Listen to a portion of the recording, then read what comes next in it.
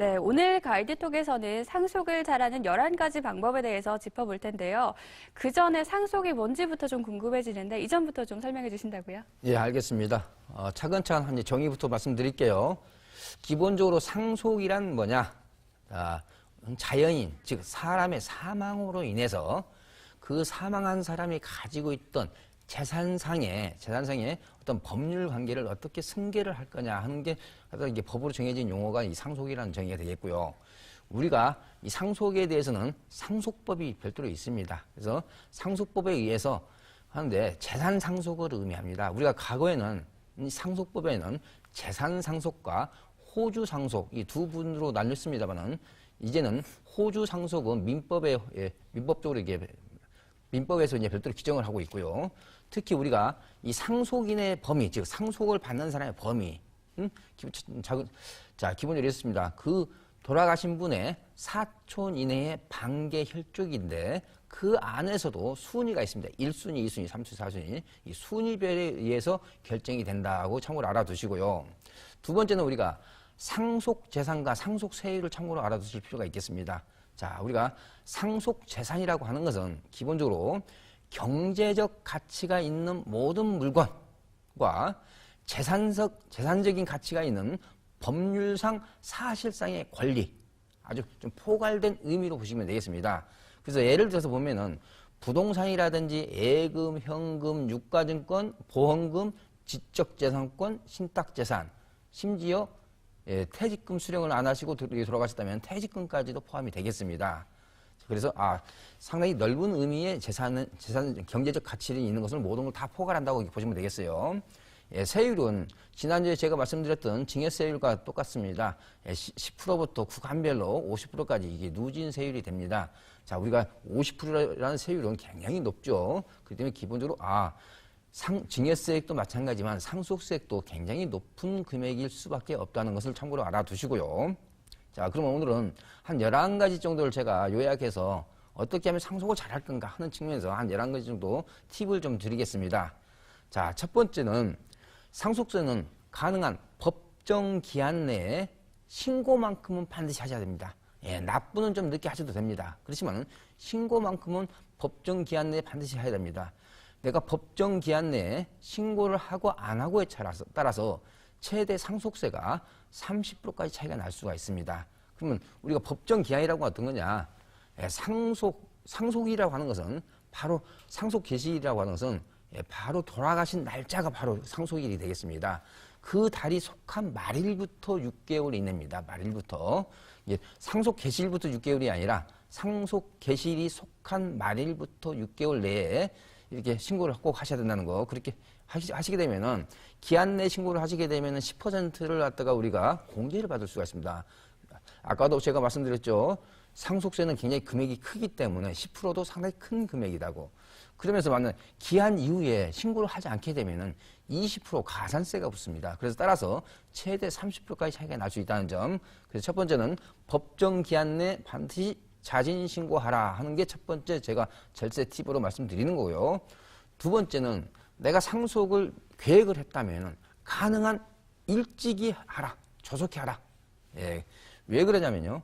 기본적으로 이렇습니다. 우리가 상속일로부터 10년 이내에 증여한 자산은 증여재산으로 보지 않고 상속재산으로 이게 간주가 될 수 있습니다. 그렇기 때문에 가능한 빨리 계획하여서 이게 해야 된다는 거. 그게 두 번째 팁이 되겠습니다. 자, 세 번째는 상속하기는 현금이 편하죠. 부동산으로 이게 하게 되면 또 취득세가 발생되죠. 그러다 손치더라도 현금보다는 부동산으로 상속하는 게 훨씬 더 유리하다. 자, 그 이유는 두 가지 이유입니다. 첫 번째는 현금은 그대로 노출되는 거잖아요. 그 숫자가. 그렇지만은 이 부동산이라고 하는 것은 가끔 기준시가로 우리가 과세를 할 수가 있습니다. 시세하고 기준시가는 상당한 차이를 보이지 않습니까? 그렇기 때문에 좀 더 낮은 가격으로 이게 과세 표준액이 낮아질 수 있다는 거고요.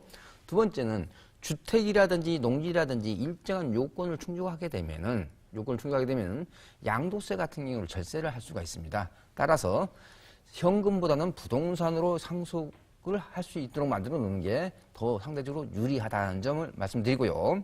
자, 네 번째는 제가 지난주도 얘기했습니다. 부부간의 사전증여 6억까지 증여세가 없다고 그랬어요.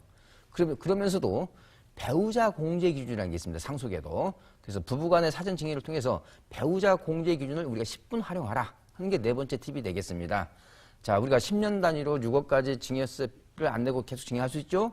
그러면서도 배우자 상속 공제 기준이라는 게 최소 5억부터 최대 30억까지 공제를 받을 수가 있겠습니다. 따라서 가능한 사전에 부부간의 증여를 통해서 이 배우자 상속 공제 기준의 숫자를 잘 활용하신다면 상속세를 굉장히 많이 줄일 수 있는 효과를 거둘 수 있겠죠. 자, 다섯 번째는, 자, 우리 MC님 이렇게 여쭤볼게요. 내가 상속재산, 우리 부모님이 상속재산이 좀 일정 규모 있다고 그래요. 네. 상속세 나올까요? 당연히 나오지 않을까요? 예. 아마 대부분이 부모님이 재산이 조금이라도 있으면 상속재산이 있을 거라고 생각하시는 게 일반적일 것 같습니다. 자, 여기서 우리가 꼭 한 가지 알아두실 것은요, 우리 OBS 시청자님들. 자, 부모님의 재산이 5억이 넘지 않으면 상속세 없다. 그냥 아주 그냥 이렇게 심플하게 생각하십시오. 자, 그런데 아버님이 돌아가시고 어머님이 계신 상태라면 10억까지 없다. 즉, 상속재산이 배우자가 있는 경우에는 10억까지, 배우자가 없는 경우에는 5억까지 상속재산이 없다. 따라서 노후에 부모님의 재산을 너무 슬림화할 필요는 없습니다. 5억, 10억까지는 상속세가 없기 때문에 이 점을 반드시 잘 아시고 일괄공제 기준이라 합니다. 이 일괄공제 기준을 잘 활용하시면 되겠습니다. 그 다음에 이제 우리 여섯 번째는 대를 뛰어넘는, 즉 할아버지가 손자한테 이렇게 상속하는 대를 뛰어넘는 상속은 가능한 피하시는 게 좋습니다. 어쩔 수 없다면 모를까 가능한 피하시는 게 좋다. 그리고 이유는 왜냐? 이 세를 뛰어넘는 것은 가구를 생략을 했다고 해서 할증이 붙습니다. 산출세액의 30%가 정도 이게 가산이 됩니다. 따라서 대를 뛰어넘는 상속은 어쩔 수 없다면 몰라도 가능한 회피하시는 게 좋겠다라고 말씀드리고요. 자, 그 다음에 일곱 번째입니다. 자, 상속재산을 줄이기 위해서 사전에 증여들을 이렇게 많이 합니다. 증여를 하는데 그때마다 반드시 증여를 할 때마다 반드시 증여세가 설사 없더라도 반드시 신고를 해 두셔야 됩니다. 그래야만이 나중에 추후에 상속재산에서 입증하는 자료로서 우리가 충분히 활용을 하실 수가 있습니다. 자, 그렇기 때문에 증여세가 없다고 해가지고 증여세를 신고하지 않는다. 그렇게 되면 나중에 상속재산에서 서로 다툼이 있을 수 있다는 점 반드시 알아두시고요. 자, 여덟 번째는 우리가 매년 기준시가나 공시지가라든지 공동주택 가격을 갖다 1년에 한 번씩 국토부나 국세청에서 이게 고시를 합니다. 그럴 때 가능한 기준시가가 발표되기 전에 하시면은 그만큼 증여를 우리가 줄일 수가 있겠죠. 그래서 국세청 기준시가 고시일, 예를 들어서요, 우리가 일반 건물 같은 경우는 매년 12월 말에 하게 돼 있고요. 토지 같으면은 매년 5월 말, 아파트 같으면은 매년 4월 말. 그래서 가능한 기준시가가 발표되기 전에 하시면은 그만큼 세금을 절세할 수 있다는 거고요. 자, 아홉 번째로는, 자, 연세가 70이 되시고 80이 되셨다고 가정을 해봐요. 그랬을 경우에는 가능한 단독명의로 취득하시는 것보다는 가능한 부부 공동명의라든지 자제분하고 공동명의로 이게 취득하시라고 말씀드리고 싶습니다. 자, 그렇기 때문에 노후에 부동산을 이렇게 신규 투자를 해서 신규 취득을 할 때는 가능한 공동명의를 활용해서 나중에 상속세 부분을 이렇게 절세하시는 게 좋은 방법이 되겠습니다. 자, 그 다음에 한 10번째입니다. 이제 연세가 좀 어느 정도 돼가지고 건강이 좀 안 좋아졌다. 그런데 내가 강남에 조그만 빌딩을 하나 가지고 있다고 가정을 해봐요. 그랬을 때 월세가 2천만 원 나오고 3천만 원 나오는 것보다도 오히려 그 부분을 전부 다 전세로 바꿔놓는 게 좋습니다. 그래서 전세 같은 경우는 하나의 채무가 되기 때문에 그렇죠. 그래서 상속이 임박했다고 판단될 때는 부동산에 들어있는 월세보다는 전세로 전환하고 나서 상속이 되도록 바꿔놓는다면은 그만큼 채무로 인정이 되기 때문에 그만큼 상속세를 대폭 줄일 수가 있습니다. 그래서 상속이 임박했다. 그러면 현재 월세 받는 상품을 가능한 전세로 바꾸고 나서 상속이 이루어질 수 있도록 그런 지혜가 필요하다는 걸 말씀드리고요.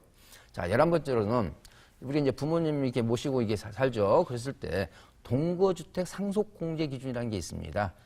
최대 5억 원 한도까지 받을 수가 있습니다. 그렇지만 10년 이상 1가구 1주택에서 이게 장기적으로 거주한 주택이 하나입니다.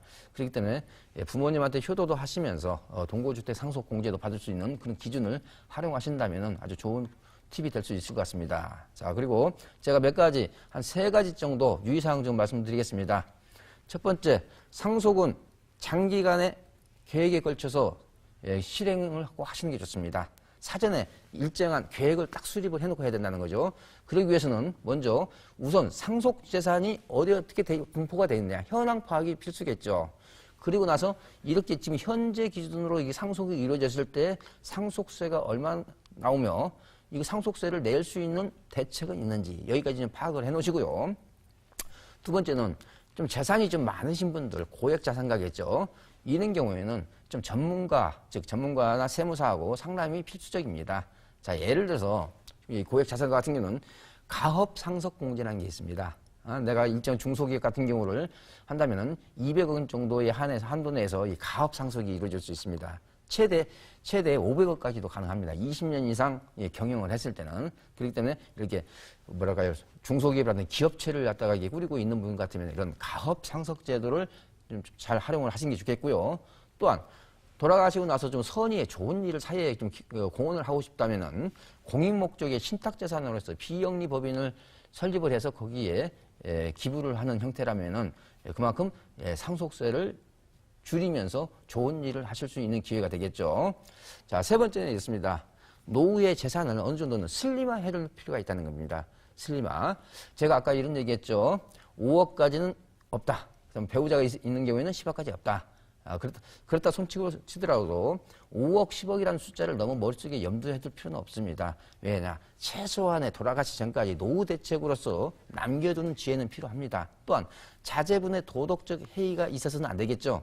그렇기 때문에 저는 기본적으로 노후에도 일정 규모 재산은 본인 명의로 가지고 있는 게 현명합니다만은, 그렇지만은 어느 정도 연세가 드셨을 때는 자기 재산을 좀 슬림화 해놓을 필요는 있다 하는 점 강조드리면서요. 유의사항 3가지까지 정리해서 좀 말씀 좀 드렸습니다.